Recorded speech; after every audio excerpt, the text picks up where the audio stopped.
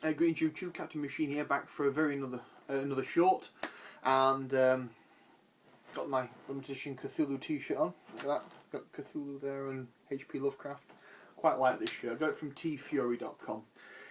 If you've never heard of them before, link down below. Basically what tfury.com do is they make, well, geek t-shirts or pop culture reference t-shirts, and they have it for one day. I think they're like $10 and then so much for delivery. So when I get mine delivered over to the UK, I think it cost me about £14–15, which for a t-shirt on delivery to your house is actually pretty good as far as the UK is concerned. Especially a nice quality like this. It's been through the wash a few times and hasn't shown any signs of wear. And they've got some really good stuff up there. The downside to T-Fury is you do have to check it daily because every day they do change it and they never reissue previous ones. Although I think some of the more popular ones or some of the designs which are owned by the designers may eventually show up on other t-shirt websites, but for the most part it's a great way of getting your hands on some limited edition t-shirts. But that's not the topic at hand. The topic at hand is a reply to a very old video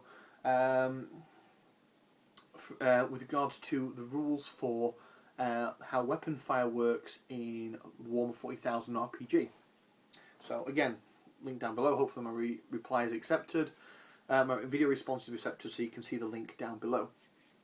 Basically, as it stands in Dark Heresy, Rogue Trader and Death Watch, if you fire a single shot, it's at straight.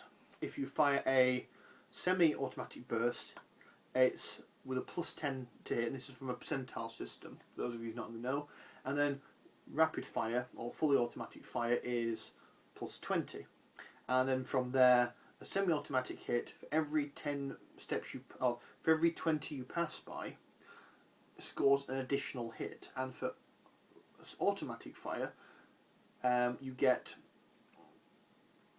another hit for every 10 you pass by. So potentially, if you just roll your normal ballistic skill with a fully automatic weapon, and then you count the modifiers and you've already hit 3 times, and then it goes up from there. Again, it can get quite silly, and some people have commented it's broken. I've previously commented in the past I had no problem with it, or more precisely, as I said before, I'm one of those kind of guys who likes to give the game the benefit of the doubt first and play it with a while with the rules as written. If everyone around the table disagrees with the rules as written, then obviously we can sit down and ham out a house rule. But that's never, in all the years that we've played the 40k RPG, that's never happened, and we do play a lot of it. That's why when I was presented with this viewpoint, my initial response was say, no, it's fine. However, Black Crusade has opened my eyes a little bit. Black Crusade is not only the 4th incarnation of the Warhammer 40,000 RPG from Fantasy Flight, but it's also kind of their 2nd edition. And it's a very stealthy way of doing it. I'm saying a lot, and I promised I wouldn't do that. Basically, the rules as written in Black Crusade are similar, but different enough to what's gone before it that it could be considered a 2nd edition because they've refined some of the rules. For example, parry is no longer a reaction anymore. You can still use it as a reaction, but it's not universally assumed you have it. It's a skill now, much in the same way that dodge is. So effectively you've got 2 skills which get around the fact of being hit. One is parry, which is basically taking the blow and moving it aside, so it doesn't cause you any harm. And the other is dodging, which is physically getting out of the way of it. And as my friends used to say, when fighting giants, dodge don't parry. If you've played RuneQuest, that joke makes a lot more sense. Right, I'll talk about old RuneQuest as well, because if you, either way, those old guard guys will get that joke. So yeah, there is that to it. I'm saying again. I'm so sorry guys, I really am sorry. I promise I won't do that, but this is a short and I'm trying to do it in one take. There's also some lovely mechanics, as explained before in my previous Black Crusade video, how character progression works. It's a lot of fun in trying to either balance yourself to one divide, which some of my players are doing, because I'm running it at the moment, or to go down the path of one particular god, which again some of the players are doing, and that's a lot of fun to watch them do that and watch them scratch their heads as to which advancements they want to take to go down whatever road they're planning on. However, to get to the meat of the topic, and it's only 5 minutes into the video, we're finally at the actual subject title, which is the revised rapid fire rules in Black Crusade. Now, if you don't own Black Crusade, I'm going to quickly go through them. It's very, very simple. So, if you feel that the rapid fire rules and the firearm rules in the previous 40k games don't work, give these a try, see if they work. I've tried them, and it actually seemed to work better, and a lot of people around the table are agreeing that they are better than the originals. So I think that even when I go back to the older games, I'm probably going to carry this over.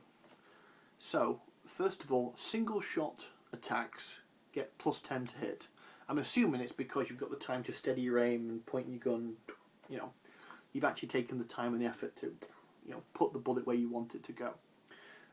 For a semi-automatic, which is like double tapping or a very short burst, like a 3-round burst, that it gets a straight. That's normal. There's no modifiers to that. And then a fully automatic, which is fully rapid fire rock and roll, is a -10 to hit, which admittedly does mean it's hard to hit, but the brackets of success in terms of additional hits are exactly the same. So for semi-automatic, for every 2 degrees of success is additional hit, and for fully automatic, for every 1 degree of success is additional hit. And it's nice how they've done that, and I think I like that system better than the previous one, which I have defended in the past. And I do highly recommend, if you are going to read Black Crusade and play Black Crusade, you do a Pathfinder, which is you look at the rulebook and you try desperately not to think to yourself, I know these rules, I'm going to skim over them, I'm going to skip them, I'm going to semi-read them. I did that, it didn't work properly.